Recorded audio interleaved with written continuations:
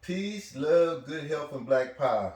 I want to welcome y'all to our show, the new Black Functional Man. We had to start the show all over, so man, please like and subscribe. We had to do this thing all over. I want to introduce my main man Oscar and my main man Neil. The show basically is a show about men, for men, on how to make men better in their families, in their community. So we just really want to just start a dialogue between men and try to come up with some, what I want to say, Neil, some good ideas on how to make our neighborhood better and our lives better and our families better. Yeah, I would say that to give me some food for thought. Just food for thought. Yeah, food for thought. Just how I start traveling in the right direction. Man, yeah. Hey, if it's all right with y'all, before we get started, I want to give my condolences to Jamal Hinton family. He passed last week. He was in a car accident. Excellent amateur, excellent pro. He retired at the top of his game, undefeated. I talk to his father all the time, man. And matter of fact, man, him ended up being really good friends in the last 5 years. I didn't know him when he was boxing, but I met him through the amateur fights, and me and him ended up being really good friends. We used to talk pretty often. His father would say one of his buddies was doing bad, so he let the dude into his house, and the dude was living in the basement. He got Jamal to be a Muslim. And after he started being a Muslim, Jamal said God told him not to box no more. Yeah, it was funny because every time I see his fight, I should have never let that nigga. I could have been rich by now. I'm talking about every time I see it. He said, man, I should have never let him in my house, man. So, if y'all get a chance, YouTube Jamal Hinton. He's from the area, bad boy, bantamweight champion. Matter of fact, he got so good that he left the area. He was training with Emmanuel Stewart at the Crunks Gym. He was with Emmanuel Stewart. Yeah. The best that did it. Yeah. So they trained down the Crunks. And yeah, man, y'all gotta excuse this phone. So man, I want to ask y'all a couple guys. We haven't been doing the show in a couple weeks, and I just wanted to ask you something was on my mind. Man, what did y'all learn during the COVID? What did y'all learn during the COVID? Well, you want to go first? Sure. So I learned a better level of self-discipline during COVID. So this is just the way I think about it. Okay. If you love a child, you will discipline that child, right? So to me, discipline is a product of love. Of course. Right? So then what is self-discipline? Discipline yourself. Loving yourself. Must be a product of properly loving yourself. Yeah. So there's a Japanese word called kaizen, right? It really talks. Japanese businessmen use it a lot in terms of like small, unrelenting, incremental improvement. Right. But the actual foundation of the word means to whip yourself. In other words, in order to make yourself better, you have to be constantly disciplining yourself on some level so that you're getting better at who you are and what you do. Every day. So so that it's just kind of. I even had it. Sometimes I do 3x5 cars and stuff like that. I put them around the house. Yeah. So I had this on the 3x5 car for a while on the refrigerator. For y'all out there, I forgot to tell y'all, these guys are intellectual. I'm stupid. I would have never thought of that. That's way above my head, man. I would have never done that. That's deep, man. I think that was real deep. That was real deep. That was real deep. That was real deep. Because during the whole COVID, everybody kept saying, man, I can't stand to be in the house and the cabin fever and all this stuff and all this. Still, why you could be in the house working on yourself, whatever problem, whether it's intellectual, physical, whatever, you could be money, because a lot of people got rich during the COVID. Even though a lot of stuff was going on, a lot of people created new jobs, start up business and all that stuff. Yep. So what's the name of that joint again? Kaizen, baby. Man. Yes, Kaizen, baby. Kaizen, Kaizen, baby. Not Kazoo, Kaizen. My man. Yeah. So what you want to learn, dude? You said, is it 3 things? Or? No, it's just whatever you learn doing, it's on you. one thing I learned is the importance of having a savings. Yes. Planning for the unexpected. Yes. You know, right before COVID, I had some debt on my car. You know, paid my payment. You know, and I had some money, and I said, I just want to pay the whole thing off. But I was hesitant because if I pay the whole thing off, I'm not gonna have that money cushion. That cushion. Yeah. In case something go wrong. As soon as I paid it off, COVID hit. Yeah. But what I realized, I'm glad that I did it because I would still be prolonging this. Right. My money was able to increase at a way faster rate. But you were one of the most fortunate people because you worked during the whole COVID. Like a lot of people, they had no job. And that's another thing I banked. Well, I realized that I had a good job because my job is always, we in service more at this time. Right. So anyway, I realized the importance of having not just savings. They say 67% of Americans only have a couple $1,000 of savings. 70% of Americans are living paycheck to paycheck. So, and because my job, I've always been saving, and so what I realized when this hit, how important it is to have a cushion, not a month or two, but they say from 6 months to a year. Wow. That's what they say, that that's how much savings you should have before you start doing other investments. So I'm glad I had a good savings. Not only that, I saw that businesses, like it was one business article I was following in New York, top whatever those, the Gold Star, they had all the accolades of being a good restaurant. The lady said that after when the COVID hit, they closed down. She said, if I don't get this government subsidy, she said that she was left to credit cards. Man, a lot of businesses closed during COVID. This was $1 million generating business. Yes. And she said, my last resort is the money I have on credit. That's not even her money. That means you're going to have to pay interest. So that was one of the things I learned. I just got to. The second thing I learned, I'm not in a relationship right now, but I saw that a lot of people were breaking up. Yes. I thought it was going to be an opposite because I thought because of all this happening, people would really appreciate the importance of having somebody. But what I realized was that it's very important. You couldn't get out on trick. When you old, you can't get out of trick, man. Maybe that's it. Yeah, man. Maybe that's the it. People going through your phone. Who was this? Man, yeah. But it showed that how important it is to whoever you with, that you like them. You always talk about how you like your wife. Yeah, man. You always said that, man. My wife, like, is just like you, or just like, like I could talk to her. Yeah. So you like her. Yeah. And so from what I see with this COVID is that a lot of, like, being able to, it exposed whatever it was within the relationship that people were leaving. And third is the importance of making sure that your health is taken care of. Yes. Because I seen it on the front line. When the COVID first hit, all those old people in the old folks home who had like maybe 2 or 3 years left, COVID would say, come on with me. We was doing CPRs daily. Yeah. Come on, man. Yeah, you was sitting on the sidelines. Come on, might as well come on. Yeah. So one thing with that health, very important, I realized. So one, financial, making sure you have savings. 2, making sure you're in a good relationship. And 3, the importance of your health, taking care of yourself. Man, you guys were right on, man. I didn't even look for it from that point because for me, what I noticed was, man, we at the mercy of the United States. Like, we don't have no food stores. And that was the biggest thing because once the stores closed for a couple of days, man, people were really, people fighting over toilet paper and stuff like that. And I think it's, I got a buddy was telling me, right before the COVID, they told me, man, you should start a God. You should start a God. Like, I think more people should start gardens.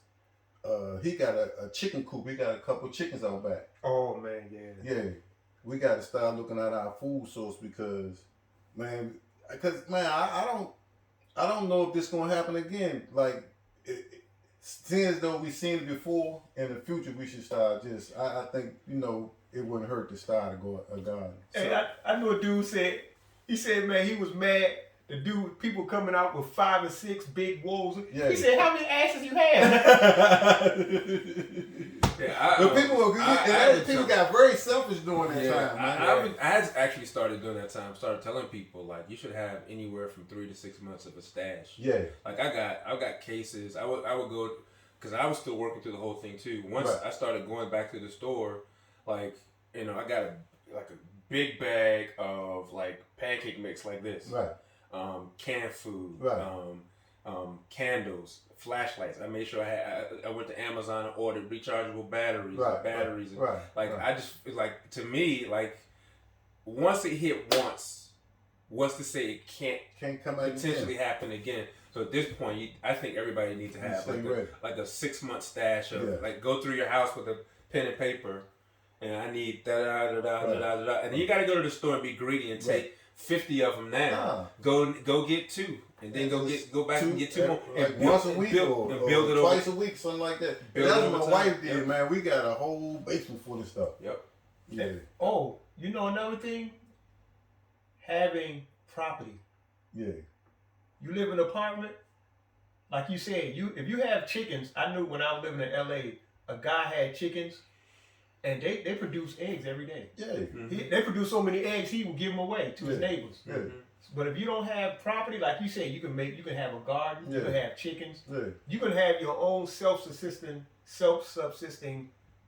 framework around you. Yes. But if you don't have your own property, you're in a box inside of an apartment. That's one thing I learned too. Yeah. That it's important to have your own property, house. Okay. The next thing I want to discuss with y'all, man, I don't know. Well, Lil Nas X, he got a video out. It's called Monterio. That's his real name. And it was a wild video. And I just, I think I sent it to you said you watched it halfway through, but I just want to get y'all thoughts on that. I got grandkids. I will never let them watch it. Yes. Not at all. And I've got 4 grandsons. Man. To me, just me personally and my family, it was for me an example. I'm never going to show that to them until they're like, much older, because the youngest one is 3. Yeah. To me, it was a way not to behave as a man. Yes. If we talking about being a functional man, that's not functioning as a man on any level. And I don't care who get mad at me at this point. Yeah. It had a lot of dark religious undertone to it, that I'm also not a fan of, and I think as our culture moves forward, we'll probably start seeing more of that. Someone sent me a text message and said they were driving down the street, and a girl had Baphomet tattooed on her chest. What does that mean? It's a statue. It's a satanic statue. In the name is it also a spirit? Also, was he a spirit? Also, I don't know that it was a spirit. I know that a spirit's supposedly to the occult something. Yeah, because he got horns, but it's a goat head. Goat head. With a woman's body, and then there's a lot of occult undertones with that. Yeah. So I think there's a lot more of that to come as we get to where we're at. I wasn't feeling the video at all. Yeah. Not one bit. Yeah. What about you, Neil?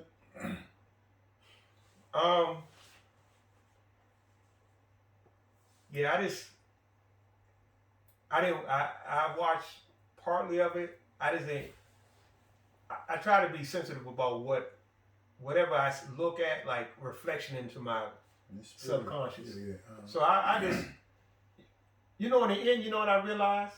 That's just we live in a it's just like Rome, a hedonistic society, right? And so it's not just about him, and of course, he has a certain sexual preference, but it starts before him. It starts with the videos with the women half naked, dance around dudes. I think it's just a continuation of hedonistic reality. So and then after that, like, however, is this going to continue to give? Because they were telling me at work about another thing called WOOP. WAP. Right. It was a very like very where is pussy? Huh? That's what it means. Oh, for real. And they say it was the video was very Man, very they did the same thing on the Grammys. They grinding and Cardi B and See, so I just think it has nothing to do with the man. Everybody has their own right to this. That's between them and their creator, their sexual preference. But I just think this is just another manifestation of hedonism, basically going in a I hate to say satanic, but what I mean is lower nature. Yeah. We're steadily feeding our lower nature. Because that's what the pyramids, what's so powerful about the pyramids is it represent the man's head over top of the lion. It means the mind over the lower nature, the body. The body is a lion, meaning the lower nature. We all, lower nature are mammals. But because we are men and we have a relationship to our creator, we have the intellect, we are the highest peak, right? But the lower nature is still there, but the head, which is a symbol of righteousness and God, is on top. So that has to control the animalistic side. And I just think this is just a reversal. And we're going to continue going down just a direction that's, until we decide to change it, until we become more spiritual, more aware of ourselves. Or to the end, like Rome. Yeah, we're spiritual. We just gotta, to some degree. Yeah, I'm with you, but to some degree, it's already spiritual. But we gotta change in which way we are being spiritual. Yeah, we born with spirit, but I'm agreeing with you. Yeah, we're in the lower nature. Yeah, so that's what I think about it, man. That had nothing to do with, the man's sexual preference, but it's just another. It's just another manifestation of this hedonism. Okay. So my main concern was I feel like the most endangered species today is young black boys. And I just felt like that's sending the wrong message to our young boys. That's my biggest thing. Nas X, he's 21, he want to be gay. Hey, man, do your thing. I don't have no thing about nobody doing nothing, but I just think that, the kid, 5, 6 years, he watching this, he don't understand what he watching, and he might go acting the same way this guy. That's my biggest problem. I want our little, and if he decided to get older and be whatever, it's up to him, but just give him a chance. That was my biggest problem with the whole thing. But the crazy thing about it, champ, so the guy, he made 666 shoes. That's the sign. Yeah, the sign of the mark of the beast. Yeah. And he sold out in less than a minute. And the shoes were $1,018. That's what I'm saying. That's where we at. Yeah.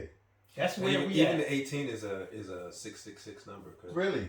186. 6 plus 6 plus 6 is 18. Man. Oh, man. I didn't know that. You breaking down my man. What's the first one he hit us with? What's the first one he hit us with? The Zappa? What was the one that joined here with 2 things? One Kazin. Yeah, man. God, man, I gotta be 2 intellectuals with me, man. Nah, man. That's deep right there. So that's why I made it 118. Wow. $1,018, man. So sold out in a minute. Less than a minute. You know what's so funny? I read a New York Times article. New York Times said, we have nothing to do with that. Yeah. They said emphatically, we had nothing to do with that Nike shoe. And supposedly, they had a drop of real human blood in the shoes. I'm guessing they just making up stuff to sell the shoes. I don't know. But to me, that's just a mark, a symbol of where we at as society. Yes. That's just a landmark, a place. Just like the stop sign, we see that little that symbol. Even if it don't have stop in it, that means stop, right? And I think this is just a symbol of where we go in society. Yeah, it's But hey, Tone, speaking about what you said about the young black male, I think that's very important. Ice Cube used to have a song, and he, when they had the little skits, he said, "We have a new endangered species on the list. It's the young black male." Yeah, man. And I think that is very important because, like, that's what kids do. Of course. They look at that and then they're gonna emulate, and they can think that it's okay to do. But on another sense, I see at the same time, even for heterosexual men, and the way we've been propagating women in a sexual sense, I see that we all as far as people, black in particular, but the public in general, we're going down this slope of hedonism. Basically, everything is just whatever anything goes. Whatever satisfy your lower nature goes. And we're teaching our young black boys. I don't even think it's whatever satisfy. I think it's being pushed. I know it's an agenda being pushed. And if you're not a strong person and you don't know yourself, you just go along with the flow. Yeah, I agree with that. Yeah, you just go along with man. It's terrible, man. Yeah. And you're saying you know it's an attack on young boys. It's a big reason why I'm not letting my grandson. I'm not in control of what they watch, but I already know. Like my daughter's not letting them watch. We talked about it. Like she's not letting them watch that. Yeah. I wouldn't let them watch that nonsense. And to me, it was interesting because it's done in a cartoon fashion, like in a way that would attract little kids. Yeah. You know what I mean? So it's done in sort of a fantasy, sort of unicorn type world, the way that it's done, but all the symbolism in it is extremely real. Yeah. And so I got one last topic I wanted to ask you about. Man, recently, so let me start at the top. Black Lives Matter was founded in 2013 by three women, Alicia Gaza, Patrice Cullors, and Opal Tometi. I hope I pronounced them right. But they started this movement in 2013, and in 2014, Michael Brown and Tamir Rice, they got killed by police and stuff like that. So they've been using their names to kind of push the movement. And recently, Mike Brown Sr., he came out and said last year alone they made $90 million. And that's just 1 year, but they started in 2013, so we can't calculate how much money they made over the years. And he's asking for $20 million because you made my son the face of this stuff. I'm out here doing this work for real. Man, since I've been doing it, y'all gave me $500, and where's this money going? And so I just wanted to ask y'all, man, how do you guys feel about that? On the surface, it seems like it's something to be investigated. I think I can't make too much of a judgment because I haven't researched it in depth to see where their money's going. But it does make sense if they're making that much money. All those young men, parents should have some type of compensation, right? They shouldn't have to work again. That's one thing, right?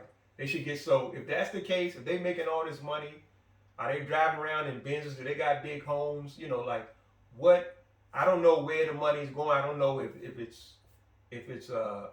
the money that they say is hyped up. But if that's the case, then he should be not compensated. But yeah, he should be compensated for.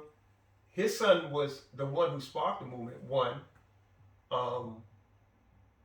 But I don't even think it's just not just his son. Like all the families that were affected by this police brutality should have some type of money going towards them, and some money that will not like $1,000. If you're making that much a year, they should have the money that they will be set. Like George Floyd.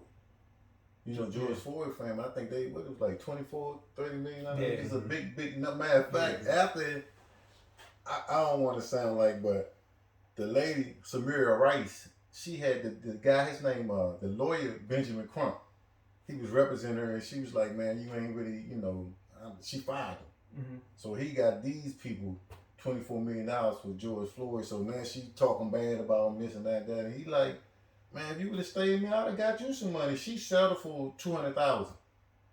Oh, so now, yeah. Yeah. I think that's it's I think if they're making that much money, I just think that's something that as black people in particular, because we in a certain predicament. One thing I see is that we don't take care of each other once we reach a certain level of financial success. And I know this seems off topic, is on the same topic. So when I look at hip hop and all the fathers of hip hop, like a lot of these dudes, they look like they're doing bad. I'm just like, all these guys who started the culture should be they should never have to work again. And I'll be wondering if we take care of them. And I think that's the same. Now we got to go take this all the way back to slavery, because man, we've been brainwashed to be against. Like, you take a joker like Elvis, he been dead. I don't know. He's still getting the Beatles, all the AC/DC, all those rock bands. They still could tour and get whatever. Melly Mel, poor Melly Mel. Man, them dudes, all the dudes that really started, they messed up. Yeah. So, but man, I guess as a race, we don't it's the same. I'm going off your lead. We don't uplift our, we supposed to be looking out for these dudes, man. Yeah, so that's how I feel. Yeah. It's on you, Big O. I am personally, I'm not a big fan of the of Black Lives Matter as an organization. I'm 100% down with my people. Of course. But when I look at what their charter is about and what their overall agenda is, it's really an agenda of socialism. And it's a very strong anti-black man agenda as well. Crazy. If once you get into it and start reading what it really is, and essentially, to me, what the organization is doing is really riding the coattail of or usurping the struggle of us as a people in order to bring about something else that really, in the long run, won't benefit us as a whole. It'll do really well for the black female and the black, I'll just say the black homosexual or the black transgender.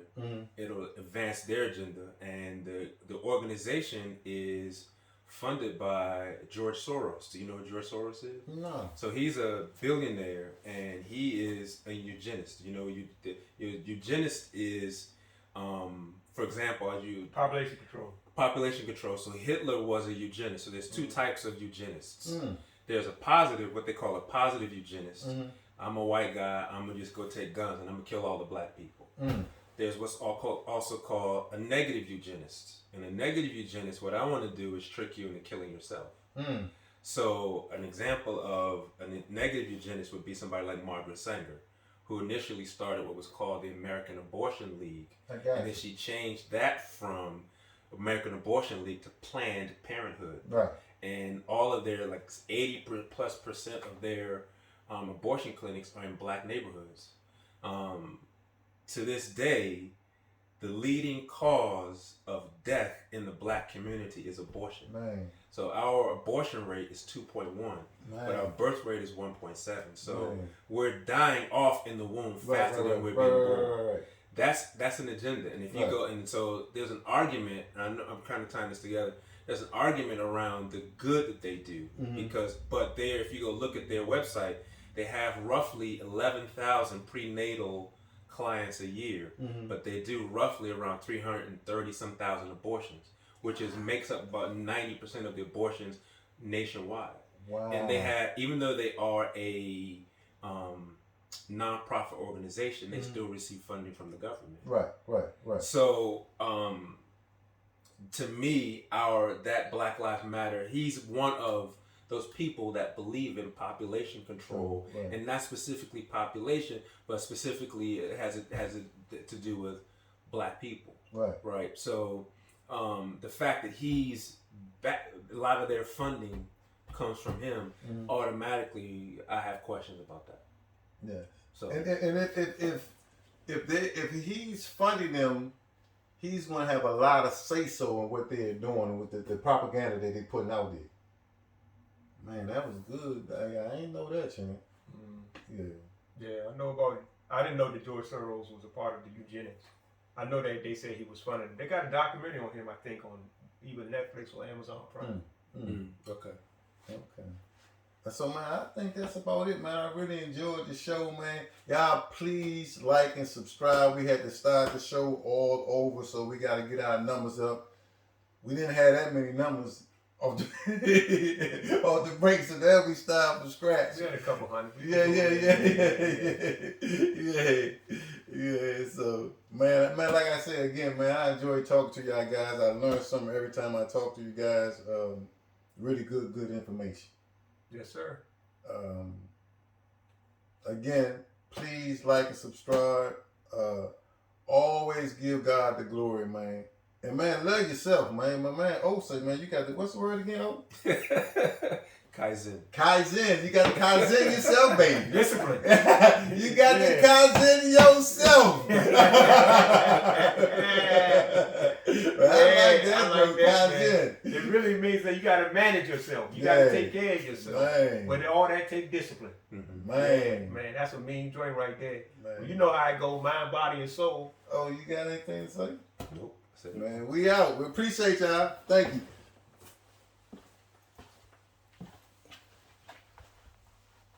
That wasn't that bad.